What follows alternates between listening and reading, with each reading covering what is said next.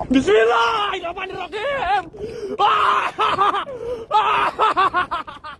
इसीलिए कहते हैं कि देर रात तक सुनसान से जंगल में नहीं रहना चाहिए, वरना आप वहाँ पर रास्ता भी भटक सकते हो और आपके साथ कुछ अजीब घटनाएं भी हो सकती हैं, जैसा कि इस बंदे के साथ हुआ।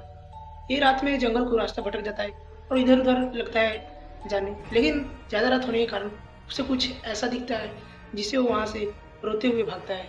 आप ये वीडियो देखिए पहले।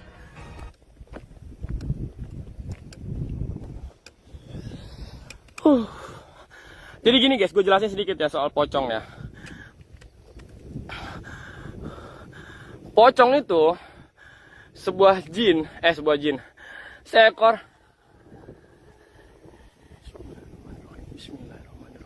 Bismillahirrahmanirrahim. Bismillahirrahmanirrahim. Bismillahirrahmanirrahim.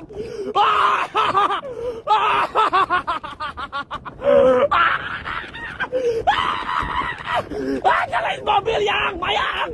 Nyalain mobil yang.